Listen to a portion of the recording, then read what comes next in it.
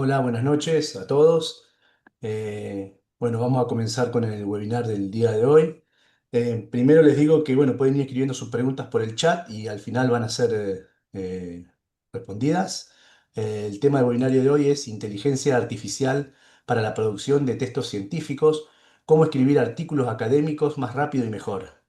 Y bueno, y tengo el agrado de presentar al doctor Federico Viola, doctor en filosofía, investigador del CONICET, docente en la Universidad Católica de Santa Fe y director del Instituto de Filosofía de dicha universidad. Buenas noches, doctor Viola. Tiene la palabra, puede comenzar. Bueno, buenas noches. Bienvenidos a todos. Les agradezco al Colegio de Médicos que nuevamente me convoca, me invita para llevar adelante esta, esta charla.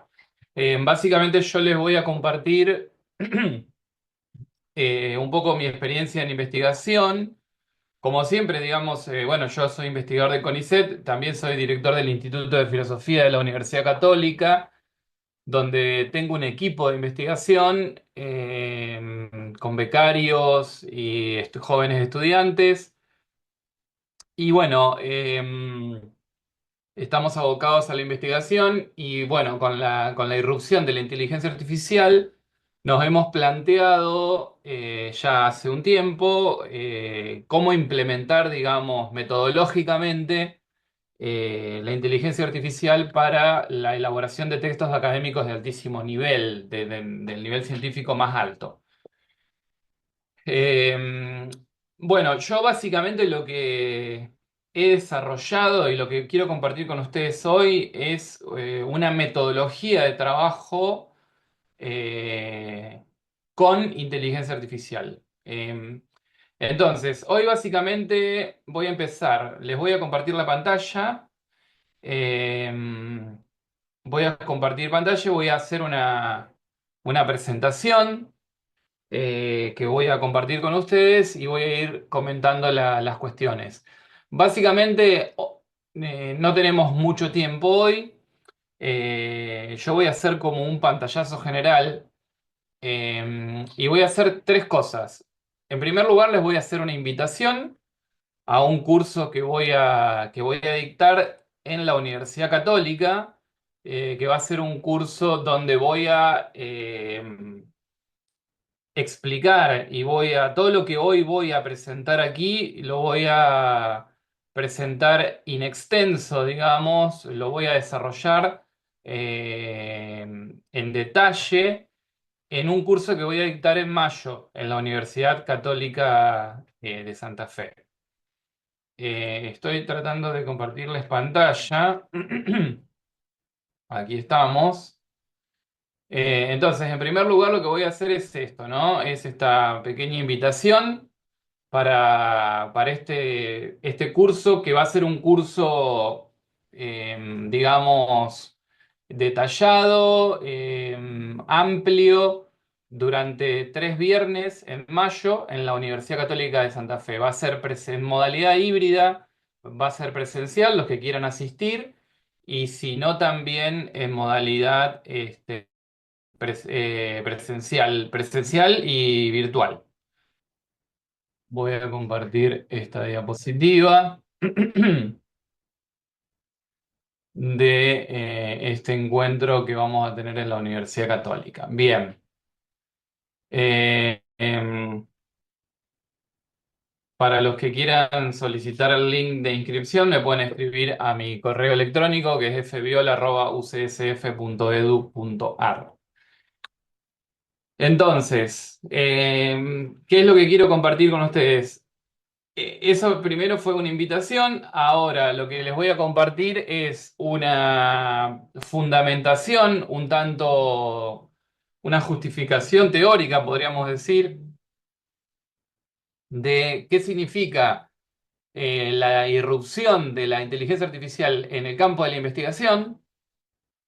Y después de esto voy a pasar a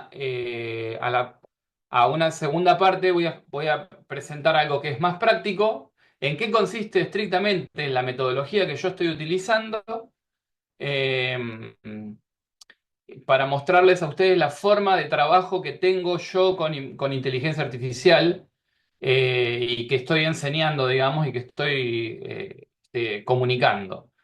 Entonces, esas dos partes. Vamos entonces con la primera parte, que es la parte de una cierta justificación de por qué hoy en día se necesita utilizar inteligencia. Mi hipótesis mi hipótesis, la hipótesis que yo defiendo, digamos, por la cual yo defiendo esta nueva forma de trabajo, eh, dice que hoy en día, prácticamente en investigación, ya no podemos trabajar sin inteligencia artificial. Mi tesis es un tanto provocativa y va en contra de la idea de que no hay que usar inteligencia artificial. O que usar inteligencia artificial es algo, no sé, de gente holgazana o... Bueno, mi propuesta es exactamente lo contrario. Es decir, para mí hoy en día es irresponsable llevar adelante cualquier tipo de investigación en cualquier campo del saber sin la asistencia de la inteligencia artificial. Eh, Eso como punto de partida, como tesis, que impulsó mi forma de desarrollar una metodología que yo hoy les voy a comentar. Eh, entonces, bueno, básicamente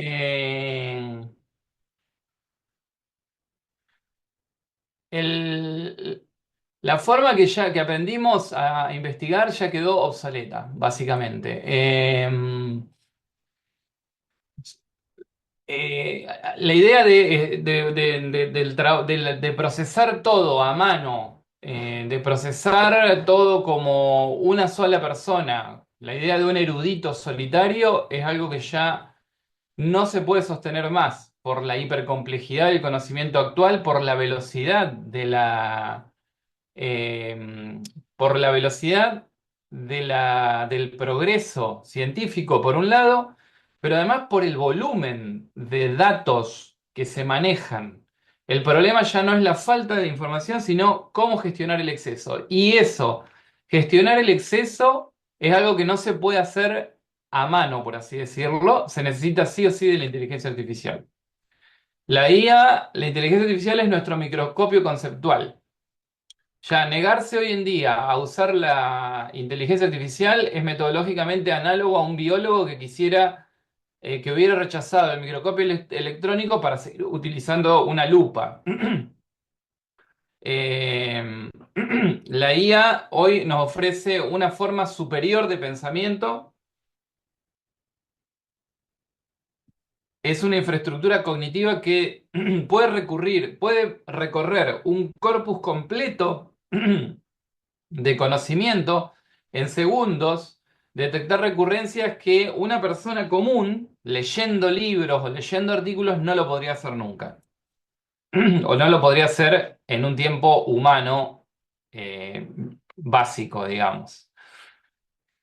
Entonces, estamos frente a un cambio de paradigma en la producción científica. En realidad estamos frente a un cambio de paradigma político, social y mucho más profundo, pero bueno, dentro de todos esos cambios hay un cambio de paradigma dentro de lo que es la producción científica. Pasamos de lo que es el investigador artesano al arquitecto del conocimiento, ¿no? Antes había que leer manual, había que leer, sintetizar lentamente, las lecturas eran fragmentarias. ¿Por qué? Porque somos humanos, precisamente. Y no tenemos una sola, no tenemos una sola tarea en nuestra vida, una sola ocupación. Muchos somos investigadores, podemos ser padres de familia, podemos ser, además tenemos amigos, tenemos vida social. Justamente. La idea del nerd o del científico que no tiene habilidades sociales es precisamente una caricatura de algo que realmente es anormal, porque lo normal es que por más que uno sea científico o investigador, tenga vida social, tenga vínculos humanos, sea, además de científico, sea, no lo sé, amigo, esposo, esposa, novio, novia, lo que sea o los hobbies que tengamos. ¿Eso qué implicaba? Que uno tenga que dedicar una porción simplemente de su tiempo a la investigación. Eh, y eso implicaba que luego tener que tener muchas habilidades, porque uno puede ser un gran científico, un gran pensador, pero un escritor muy pobre, por ejemplo. Entonces, pero los papers, por ejemplo, hay que escribirlos. Entonces, si yo no tengo buenas habilidades de escritura, voy a sufrir un montón a la hora de escribir los papers. Además de que necesito tiempo real, físico para escribir, que a veces no lo tengo.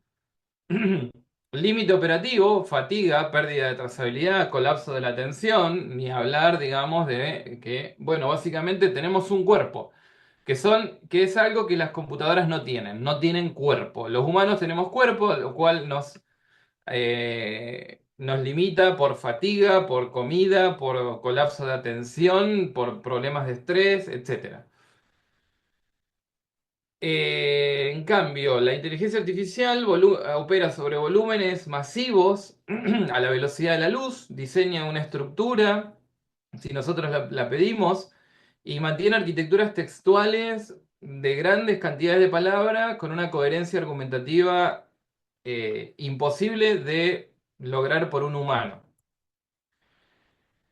Por otro lado, existe la cuestión de que tenemos las limitaciones precisamente, como tenemos un cuerpo, tenemos limitaciones geográficas de localización, es decir, con todo lo que implica ser científico o investigador en un país como el nuestro o en Latinoamérica en general.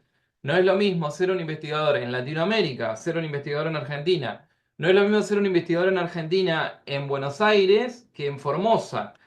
Eh, o en Santa Fe. Ser un investigador aquí y tiene muchas otras restricciones.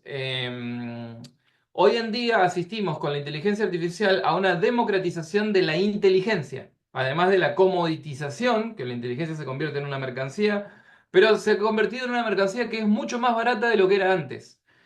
Entonces, sin detenerme mucho en esta cuestión, quiero plantear esto también. Hoy la inteligencia artificial nos pone a muy bajo costo altísimos niveles de razonamiento y de procesamiento de texto que antes, por ejemplo, para hacer eso mismo había que estar en grandes centros urbanos, grandes universidades, ya sea en grandes centros urbanos en Latinoamérica o directamente ir a Europa o Estados Unidos. Bueno, básicamente la metodología que yo diseñé tiene que ver con una búsqueda inteligente de bibliografía, un procesamiento para sintetizar, una organización conceptual y una redacción asistida a través precisamente de la inteligencia artificial. Para eso es importante tener un prompt académico riguroso. Después voy a profundizar un poco más en el tema del prompt, ¿no? El límite es la claridad que nosotros tengamos, no el algoritmo, ¿no? Es decir, si nosotros hacemos un buen prompt, la inteligencia artificial nos va a dar un buen resultado. El prompt es, digamos, la orden que uno le da, ¿no es cierto?, a la inteligencia artificial, donde le explica qué es lo que quiere y cómo tiene que hacerlo. Bueno, esto obviamente que tiene ciertos límites. Uno no puede confiar ciegamente en la inteligencia artificial, más en determinados campos de saber, como es el tema de la medicina, por ejemplo. Eh, no se puede confiar ciegamente. Tampoco, bueno, es obligatorio utilizar, yo diría, digamos, hay una responsabilidad que no, por utilizar inteligencia artificial, no invalida la responsabilidad que tenemos nosotros como autores. No invalida la responsabilidad general y la responsabilidad jurídica. Los responsables y los autores sigue siendo la persona y no la inteligencia artificial, el científico, por así decirlo, o el investigador que crea un paper, que escribe un paper, que redacta. aunque utilice inteligencia artificial, el autor y el responsable legalmente y el que tiene también mérito es el autor, la persona, no la inteligencia artificial. Entonces, hay que tener cierta lectura crítica, no hay que ocultar el uso de la inteligencia artificial, hay que tener transparencia metodológica. Todos estos son límites y cuestiones que hay que tener en cuenta que son importantes. Justamente esto es lo que estamos diciendo, la inteligencia artificial no aminora la responsabilidad, sino que al contrario, la intensifica. El rigor académico no implica que no usemos la inteligencia artificial, sino que la usemos de manera responsable, calibrada, para lograr los objetivos que nos proponemos.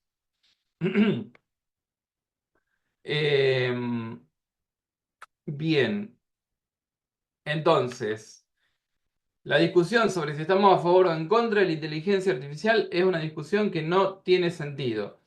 En un mundo de hiperproducción académica, renunciar a esta capacidad no es un gesto de pureza ética, sino que es abandonar la posibilidad de participar en la ciencia del más alto nivel. Entonces, yo les voy a mostrar ahora en otra presentación cómo pasar de ser artesanos a ser, cómo pasar de ser albañiles a ser arquitectos de los papers. Entonces, esta es un poco la justificación teórica. Ahora voy a presentar en qué consiste de manera práctica eh, lo que queremos, el uso de la inteligencia artificial para escribir un paper, un artículo académico para una revista científica. Básicamente mi propuesta es convertirnos, es decir, yo hoy en día actúo como un arquitecto, no como un albañil. La idea es convertirse en un arquitecto intelectual y darle, el albañil sería la inteligencia artificial. Nosotros somos los arquitectos. La inteligencia artificial generativa es, tiene la potencia, digamos, de un super albañil, por así decirlo, ¿no? Nosotros tenemos que darle bien las instrucciones, como un buen arquitecto. Entonces, básicamente, uno de, de las ideas claves es lo que se llama grounding. Básicamente, yo lo que propongo es la utilización de un entorno de inteligencia artificial que se llama Notebook LM. Para los que no lo conocen, probablemente muchos de ustedes lo conozcan ya. eh, Pero bueno, Notebook LM es una herramienta gratuita de inteligencia artificial. A ver si está el chat. Aquí está el chat. Voy a escribir el nombre. Notebook LM es este entorno. Es un entorno gratuito que se utiliza. Google ofrece, digamos, pertenece a Google. Y, y bueno, básicamente el sistema de grounding significa anclaje. Dentro de ese, dentro de ese eh, entorno de trabajo que se llama Notebook LM, lo que se hace es crear un dataset, es decir, un conjunto de bibliográfico, un conjunto bibliográfico que puede estar constituido por papers, libros digitalizados, incluso pueden ser hasta videos de YouTube o links de páginas web. En el caso mío, yo utilizo siempre papers académicos y libros digitalizados. Eso es un dataset que uno lo carga en Notebook LM y anclamos todo el procesamiento de inteligencia artificial a ese y solo a ese grupo de bibliográfico, solamente a ese dataset, a ese corpus. Ese es el principio uno de los principios más importantes. Y entonces, a partir de eso, Bueno, la fase de trabajo consiste primero en la construcción del dataset. Para construir el dataset, básicamente eso significa que yo tengo que buscar papers académicos en formato digital, en PDF, descargarlos del internet, buscar libros. En el caso de ustedes, probablemente utilicen muchos PubMed, tengan acceso a bases de datos. De ahí uno descarga todos los papers o libros. Eventualmente también se pueden descargar libros digitalizados de diferentes bases de datos. Y con eso uno construye el dataset. Esa es la fase uno. La fase 2 carga uno todo ese dataset en el notebook LM y configura al entorno para dándole un primer prompt de cómo va a tener que comportarse respecto de de ese corpus bibliográfico que le proveemos.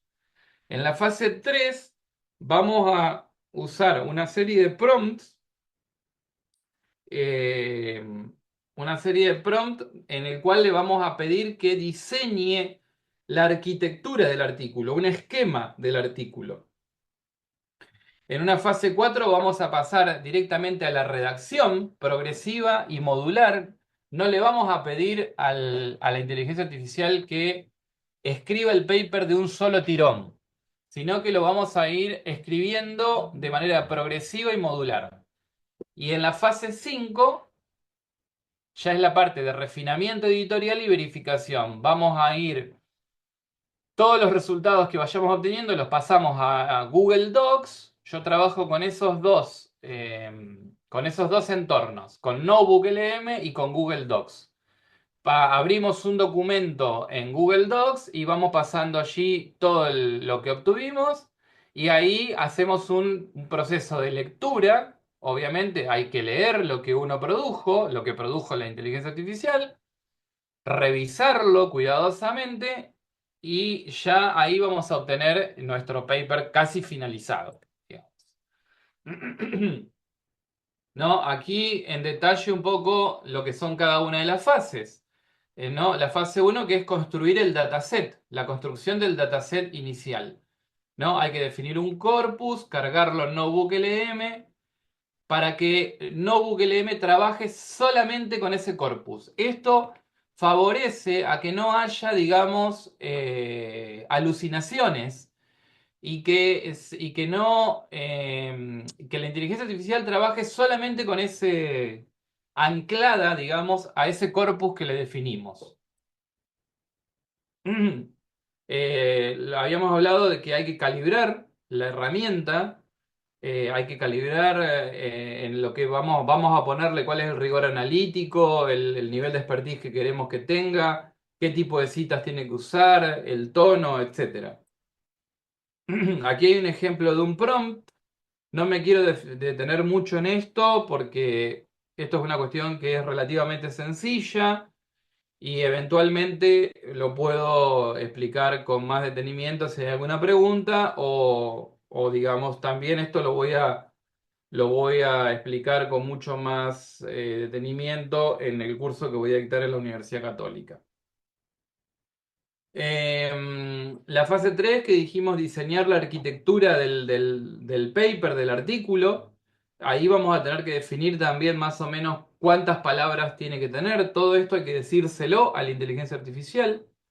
Y vamos a obtener, diseñando la arquitectura, vamos a obtener un esquema que básicamente como un índice de lo que vamos a escribir.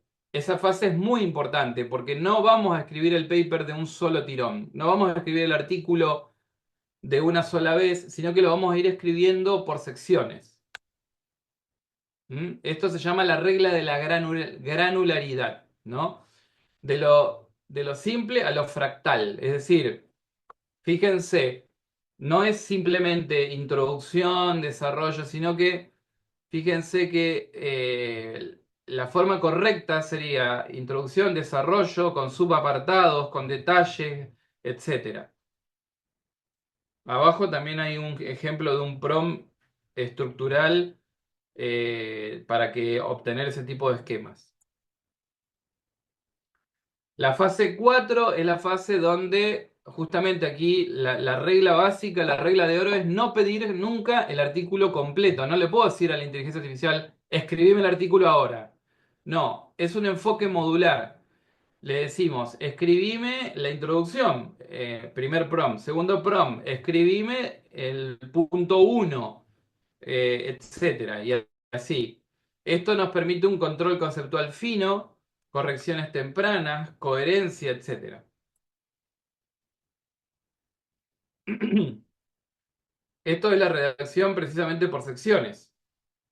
Aquí vemos cómo vamos ejecutando lo que hemos obtenido en la fase 3. Y el toque final es la construcción de la lista de referencias. También eso luego lo pasamos todo a Google Docs. De Notebook LM vamos a Google Docs. Y en Google Docs también tenemos inteligencia artificial que podemos ir, nos permite refinar si es necesario párrafo por párrafo. El arquitecto, reitero esto, siempre es responsable, la autoría es de la persona humana. La IA es una herramienta de proceso y de reacción, no es coautor. El diseño de la investigación, la selección del corpus y las conclusiones son producto de la mente humana, son producto nuestro.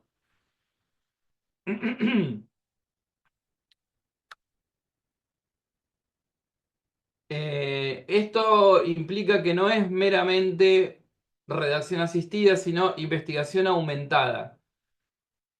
La IA no es un mero redactor genérico, sino que es una herramienta de precisión epistemológica, con la cual nosotros procesamos grandes corpus bibliográficos, los procesamos con rigurosidad forense, por así decirlo, y diseñamos una arquitectura y la vamos redactando paso a paso con la inteligencia artificial. ¿Mm? Pero no es una mera redacción, sino que, fíjense ustedes, metodológicamente todos los pasos que implica. Usted es el arquitecto, la IA es la herramienta, podríamos decir, eh, un albañil superpoderoso.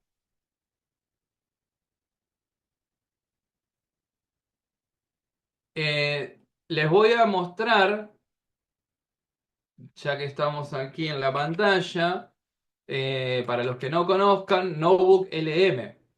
Notebook LM básicamente es la herramienta que yo les estoy proponiendo aquí. Google Docs también probablemente todos lo conozcan. También igual lo vamos a mostrar un poquito. Bueno, primero les voy a mostrar aquí lo que es Notebook LM. Notebook LM es esta herramienta.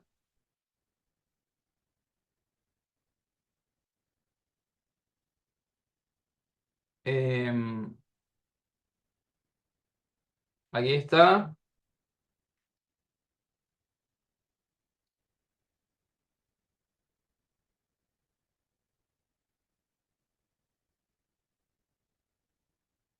Am,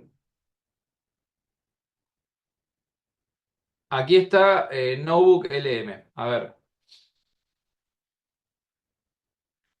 Bueno, fíjense, Notebook LM funciona de esta manera. Uno crea un cuaderno, se crean precisamente notebooks, es decir, cuadernos. Uno crea un cuaderno, aquí lo estoy creando, y lo primero que me pide es subir precisamente archivos, es decir, subir las fuentes. La fuente sería lo que yo les comentaba a ustedes, el dataset. En esta columna de la izquierda es a donde va a estar todo nuestro dataset.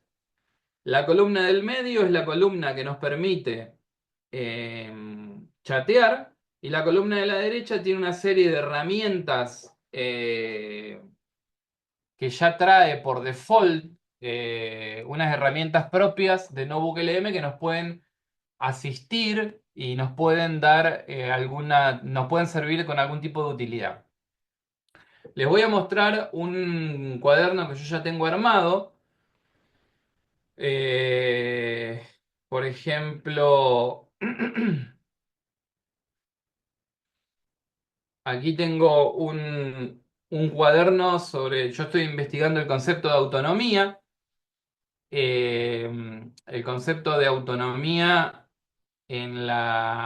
digamos, en la antigüedad, cómo fue entendido el concepto de autonomía en la polis griega, en la antigüedad, y cómo es entendido hoy en día. Bueno, yo aquí a la izquierda les muestro a ustedes, tengo todos los papers y libros que, como ustedes verán, son 77 papers, entre papers y libros. Son 77 fuentes que están aquí a la izquierda. En el centro es a donde está el chat, básicamente, donde yo chateo con la inteligencia artificial y le voy pidiendo, le voy pasando las instrucciones. Al mismo tiempo, aquí hay un botón que dice configurar chat. Este es el botón que yo les comentaba en la fase 2. Una vez que uno sube el corpus bibliográfico, el dataset en el cual va a anclar su investigación, lo que tiene que hacer es configurar aquí, configurar el chat, dice, personalizarlo y darle un prompt, precisamente, fíjense, uno puede elegir el tipo de respuesta que quiere, si quiere que sea larga o corta o que sea predeterminada. Y fíjense el prompt que yo le puse. Responde al máximo nivel de rigor filosófico y académico. Actúa como un asistente de investigación para un filósofo senior con formación avanzada en filosofía contemporánea y clásica. El tono debe ser estrictamente objetivo, etcétera, ¿no? Bueno, es un prompt bastante largo. Yo esto lo guardo. Esto le da el tono general a la inteligencia artificial de cómo tiene que trabajar. Y aquí a la derecha hay otras herramientas que permiten realizar diferentes cuestiones eh, que no son necesariamente tan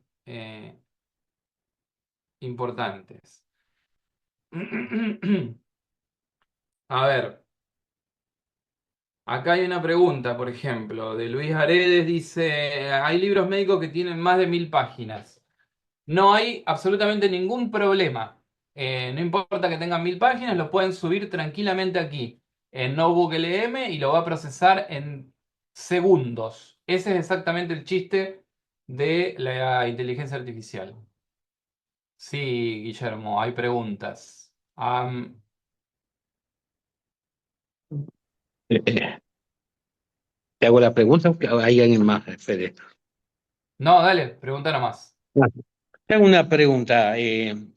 Es bueno, siempre ha sido académicamente y de honestidad intelectual, el leer los papers que uno va a citar en la literatura. Eh, con Notebook LM, al poner, por ejemplo, estos 100 papers, mi pregunta es si vos los lees, primer punto, para fundamentalmente que la inteligencia artificial no nos cite algo que quizás no sea correcto de lo que está diciendo. Segundo, si esa citación que te hace no te ha encontrado que por ahí no es correcta, ha producido alucinación. Gemini produce alucinación, el no pago, el no pago. Notebook LM es no pago. Si no has encontrado alucinaciones en la bibliografía APA que a veces te pone, yo he visto alucinaciones a veces en el DOI, sobre todo, no en el artículo, sino en el DOI. El DOI muchas veces lo alucina. Si vos haces eso control de cuando lo escribís, naturalmente que todo esto facilita la lectura de muchos artículos por la inteligencia artificial. Pero ¿cómo me estoy seguro que lo que me está tirando la inteligencia artificial es correcto, ¿no? De esos 100 papers. Bueno, está muy bien la pregunta. Yo creo que es importante, a ver, uno no puede trabajar de manera ciega, digamos. Por eso, algo de lectura tiene que haber. A ver, yo estoy en filosofía, pero eso no significa que yo pueda escribir un paper de calidad en cualquier tema de filosofía. O en cualquier tema, qué sé yo, de las ciencias sociales, digamos, porque hoy uno podría avivarse y decir, bueno, a mí en realidad quiero escribir un paper de biología ahora, le cargo. A ver, se puede hacer, pero en realidad cuanto uno más conocimiento tenga sobre el tema, vamos a tener un mejor resultado. ¿Por qué vamos a tener un mejor resultado? Precisamente por esto, porque nos vamos a ver, vamos a poder leer y entender lo que, el resultado. Esto sirve, por así decirlo, la respuesta más sintética es, esto sirve cuando nosotros sabemos del tema.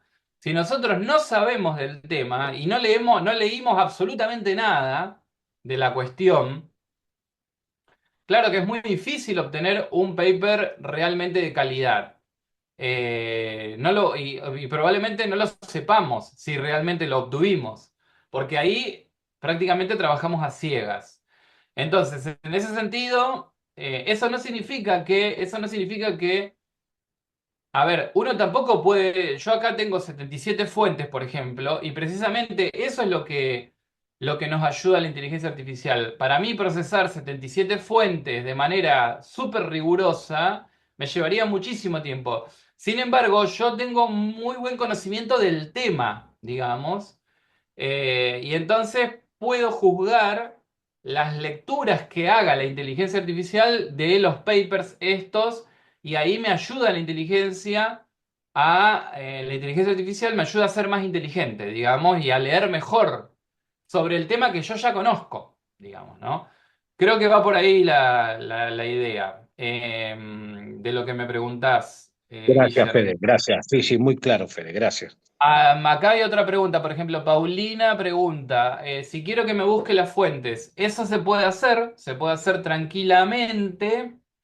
A ver, de todas maneras depende. Acá el mismo Notebook LM nos permite buscar fuentes. Por ejemplo, se los voy a mostrar aquí. Si yo pongo agregar fuentes, yo directamente acá le puedo poner buscar fuentes en la web, con una especie de investigación rápida o un deep research, es decir, una investigación profunda. Ahora bien, cuidado, yo no lo recomiendo del todo a esto.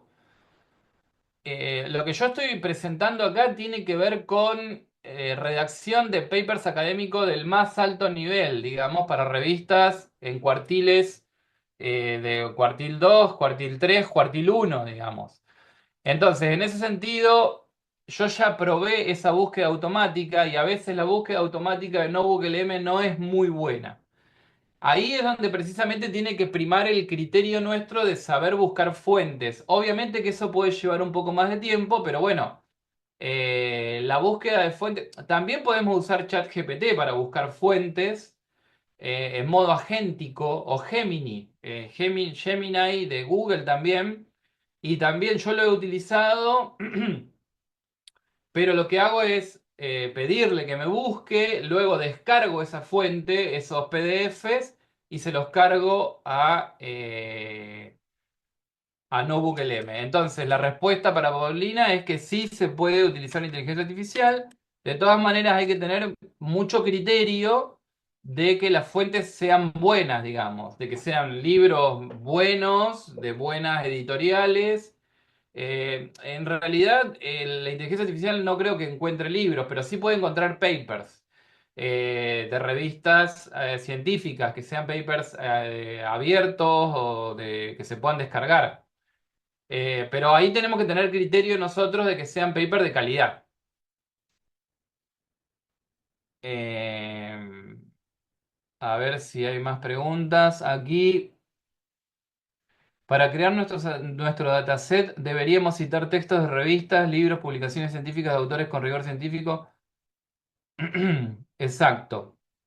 En realidad el dataset consiste en eso. El dataset consiste en artículos de revistas, libros y básicamente eso. Si es estoy diciendo para producción de textos académicos. Generalmente los textos académicos se producen basándonos en otros papers o en libros.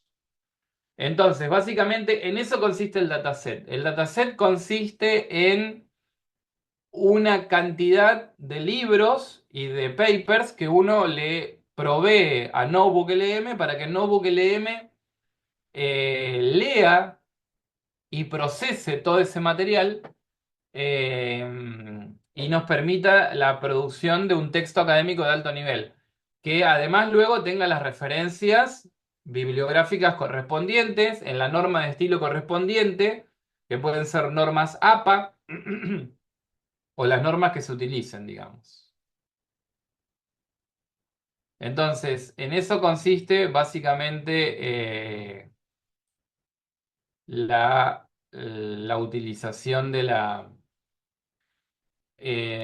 notebook LM, ¿no? Y después todo esto, los resultados, los vamos pasando a Google Docs.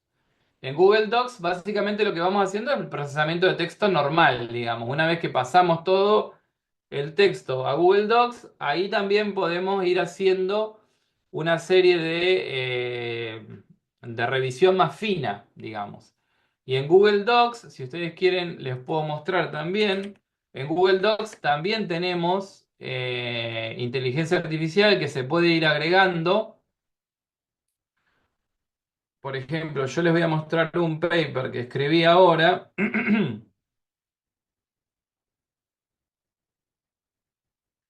Em,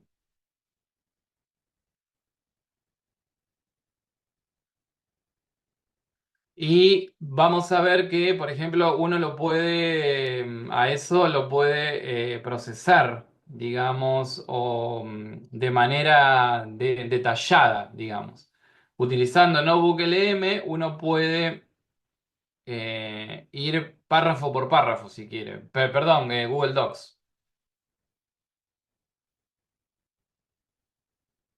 Ahora voy a comentar un poco más el tema de los prompts.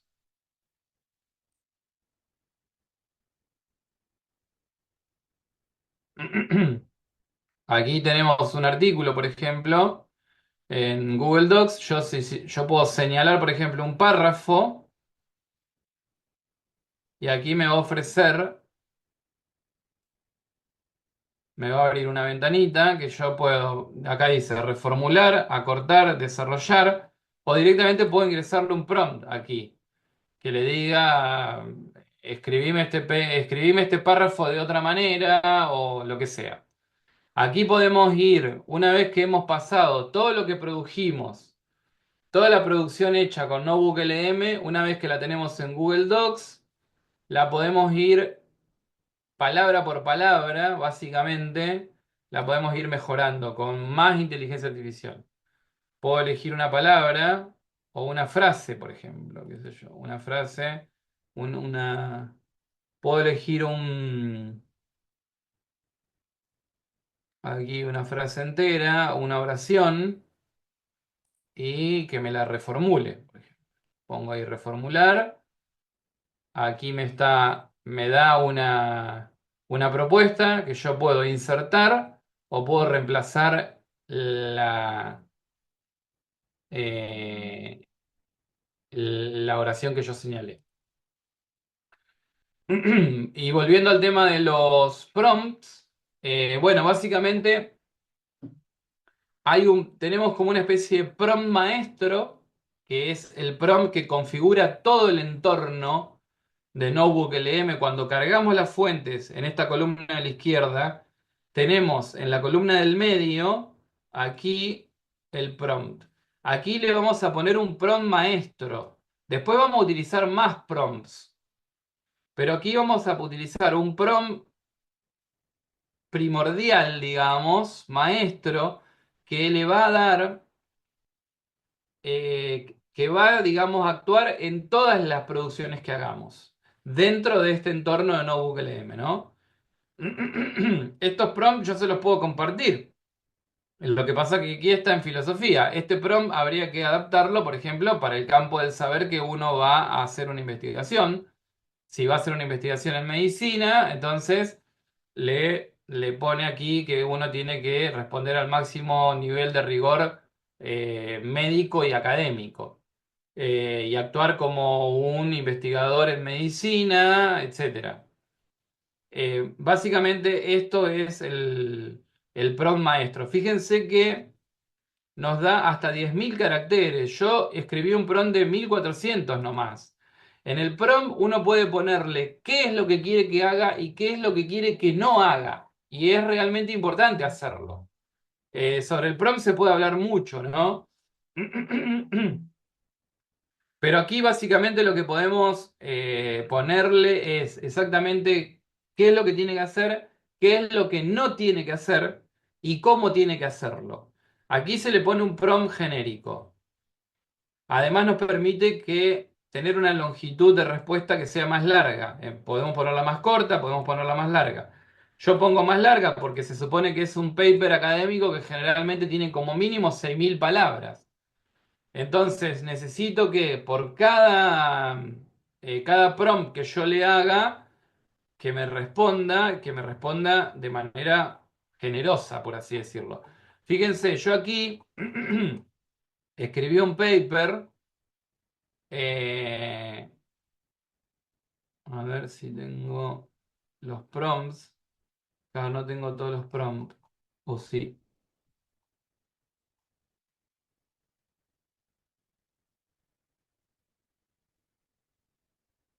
Acá tengo la estructura. La estructura y el presupuesto de cada palabra. Fíjense, yo le pedí que me haga primero la estructura. Está en inglés, este paper yo lo escribí en inglés. Escribí en inglés, obviamente, con inteligencia artificial.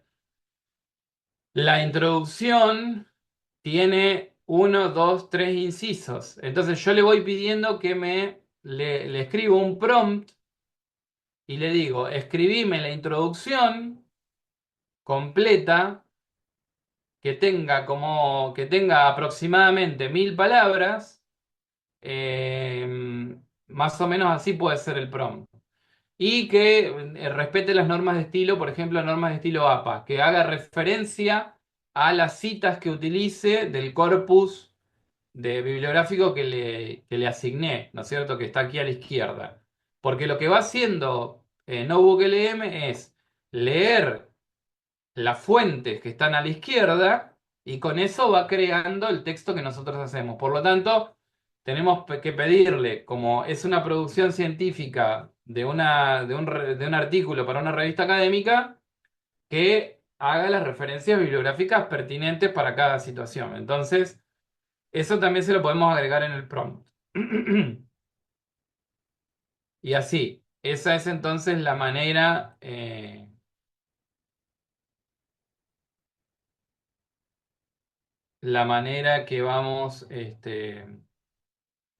que vamos produciendo el artículo. No sé si hay alguna otra pregunta. No se queden Eh, con dudas. Aprovechen. Ahí en el chat, fíjate, Fede, es de Sí, libre acceso Notebook LM. sí, sí, sí. Notebook LM es gratuito para cualquiera. Con una cuenta de Google, si uno tiene una cuenta de Google, puede acceder a Notebook LM. Yo en realidad tengo una cuenta Pro, lo cual es recomendable, no es muy caro. Eh, Creo que puede llegar a salir $10 por mes o $20 por mes. Pero no es caro, digamos, si uno trabaja en el tema de la investigación, yo diría que es necesario.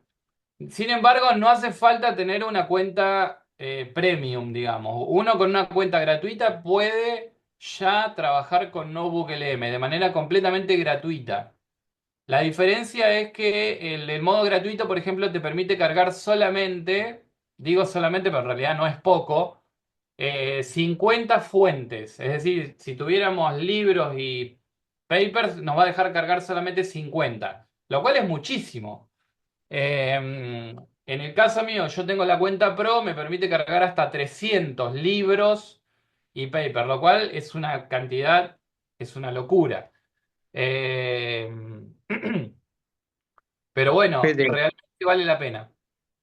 ahí te pregunta María Fernanda Corvo, dice, buenas Sí, tardes, muy buena presentación. Pregunta una vez escrito el texto, ¿se le puede pedir que haga la cita bibliográfica automáticamente, es decir, que coloque los superíndices en el texto y que anote la referencia a la bibliografía al final del texto? Sí, el sí tema se de los puede. superíndices es por las revistas científicas que usan este sistema de superíndice.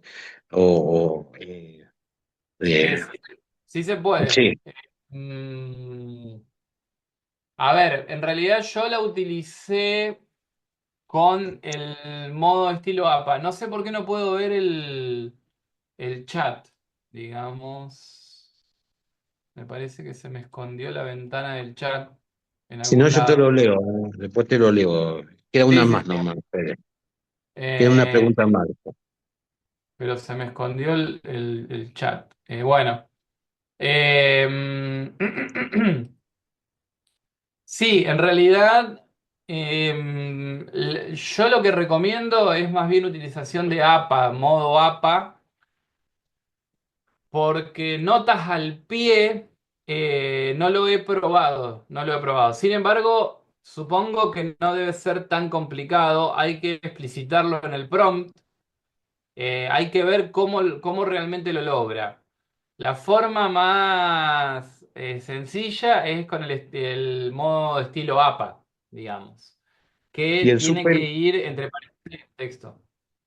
el superíndice es una convención del ICMJ, de la Internacional de las Revistas Médicas, que hacen Ajá, un medio entre autor-año, norma APA o cita nota al pie de páginas, que son las grandes referencias. La revista científica produce superíndice. Es muy buena pregunta y bueno, vamos a investigarlo, a ver si se puede agregar el uno como superíndice, no como Vancouver. Vancouver va con números, pero no es superíndice. El superíndice es propio claro. de esta, de esta convención de revistas científicas. Y no, Yo también nunca lo... se puede Sí. procesar, eso se puede procesar con Notebook, perdón, con Google Docs. Una vez que uno pasa a Google Docs, ahí se puede procesar eso y se plantea el tema del superíndice. Qué interesante. Y después María Cabaña te pregunta, y cuando querés hacer un reporte de caso, más allá del respaldo bibliográfico que cargues, ¿te ayuda la redacción académica con tus datos recopilados? Reporte de casos en medicina, Fede, es cuando, digamos, hay un caso que sucedió en el hospital, una paciente, un paciente, y se reporta eso, es bueno porque a veces son casos muy complejos y es bueno reportarlo en la literatura porque sirve para muchos, ¿no? Eh, Sí, sí, sí, sí, tranquilamente uno puede.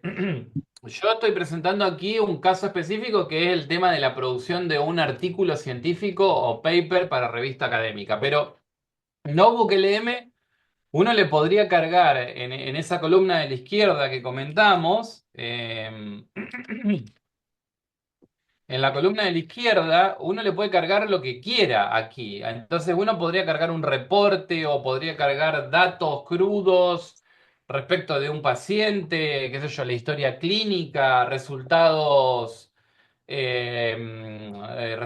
bioquímicos, lo que sea. Uno puede cargar todo en la columna de la izquierda y pedirle con un prompt que realice un reporte de caso, por ejemplo. Sí, tranquilamente se puede hacer y lo hace de manera espectacular. Estoy seguro que haría algo muy bueno. Bien, y de paso pasamos el chivo que lo pueden publicar en la revista del Colegio Médico, que sale ahora en junio y en diciembre. Es semestral la revista del Colegio Médico. Así que también acepta reporte de casos la revista. Claro. Bueno, a ver, acá hay otra pregunta. ¿Se puede ingresar a través de prom gráfico o fotos en los artículos?